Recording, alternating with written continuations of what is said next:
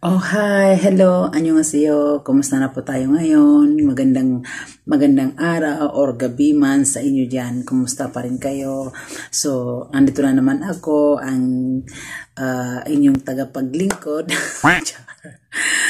Norlex Garuda. So, ngayon, dito na naman tayo para sa another latte na gagawin natin. So, siguro mga kapams, familiar na sa inyo ang Dalgona coffee, diba? Kasi nag-viral to siya nung summer, last summer.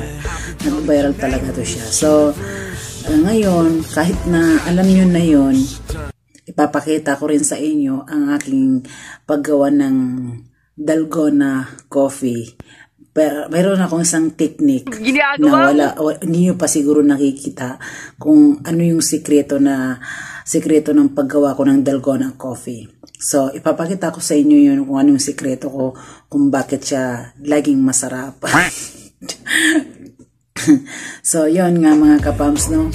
So, bago ko yung ipapakita sa inyo, ay mag-i-intro muna ako para makilala niyo ako kung sino ako, at kung ikaw na nanonood nito na bago ka lang din sa channel ko, so mag-subscribe ka na rin at pindutin mo yung notification bell para ma-notify ka sa mga susunod kong video. So, yun na nga, no? Magpapakilala muna ako sa intro. So, mga kapams, let's go!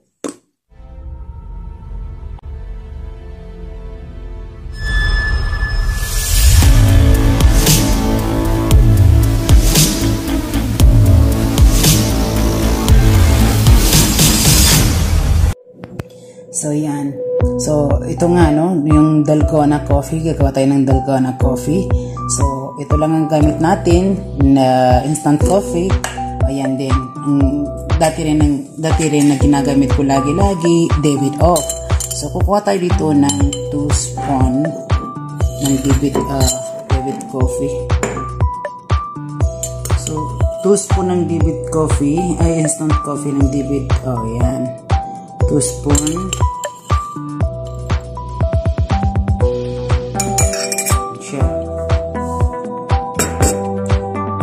So, lagyan natin ng sugar na 2 spoon din.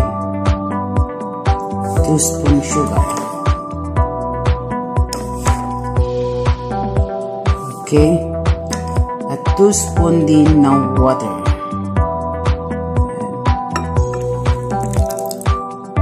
Okay. So, simulan na natin.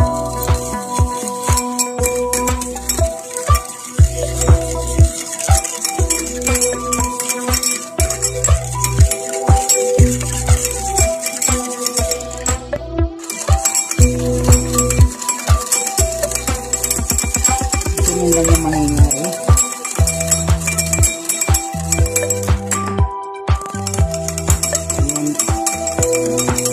Continue lang natin, halo-halohin natin coffee.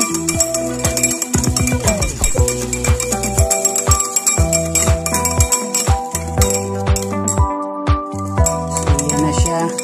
Yan na naging itsura ng ating Dalgona.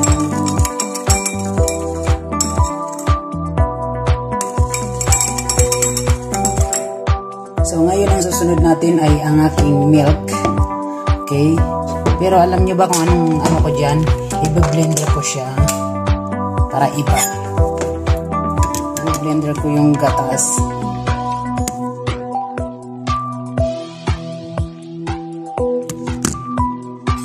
So, yan na. Ilagay na natin siya sa ating baso ng ating Dalgona. So, ang una ay ice. Marami akong nilagay ng ice, no? Yan.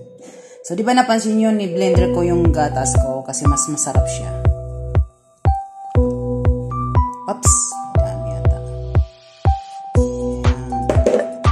Next ay ang ating Dalgona.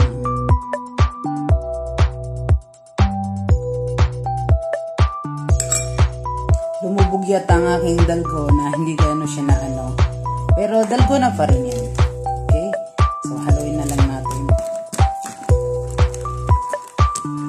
Ayan siya.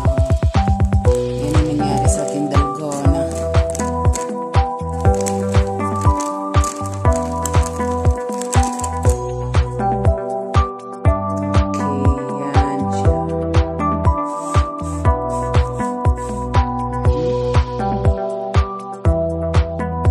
Try nyo mga kapams, kahit sa bahay lang kayo, pwede nyo gawin yan kahit na ang palamig na pagtag-init.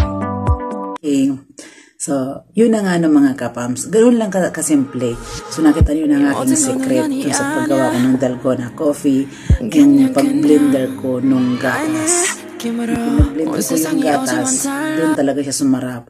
At saka, alam nyo ba mga kapams, ginagawa mo? Madali lang gumawa pag talagang gusto mong pag-aralan. At saka, yun, ganoon lang ka-easy. Ganun lang ka-easy paggawa ng dalgona coffee. At saka, yun, madalas ko nga ginagamit yung, David of coffee kasi masarap talaga siya. Pero pwede rin naman Nescafe gawin, di ba? So, yun. So, ngayon, may natutunan kayo sa another video ko. Alam niyo yung secret ko. Ano naman yung technique ko kung paano ako gumawa ng dalgona coffee. So, kahit hindi siya hindi siya kasi lumubog nga yung coffee, at least dalgona coffee pa rin yun. Masarap din siya, di ba? Try nyo mga kapams. Sa bahay lang kayo habang nagpapahinga. So yun na nga mga kapams, no? Ito nga pala yung yung paggawa ko ng dalgona coffee. So may natera pa. Hindi ko pa naman inubos Hindi ko siya inubos kasi titikman ko siya. Ang sarap-sarap talaga. Iba talagang lasa ng ng David of na coffee. Kahit na siya talaga, sobrang sarap. So, kahit na strong. So, susunod, abangan nyo kung anong gagawin kong next video sa dalgona coffee. Ay, another latte na gagawin ko. Malalaman nyo yan. So, So, yun na nga, hanggang dito na lang muna tayo. So, wag nyo nga kakalimutan mga kapamsa, mag-subscribe at i-hit yung notification bell para ma-notify kayo sa mga sunod kong video. At mag-likes ka na rin dyan at mag-iwan ka ng comment sa anong masasabi mo sa video ko. At pwede kayong mag-request kung anong gusto nyong gawin ko sa next video ko, kung anong papagawa nyo sa akin. Okay lang, wag lang po sasayaw kasi bawal akong sumayaw. So, yun na nga mga kapamso. So, lagi niyong tatandaan, ang taong laging nakasmile ay always happy. So, bye and see you next time and God bless us.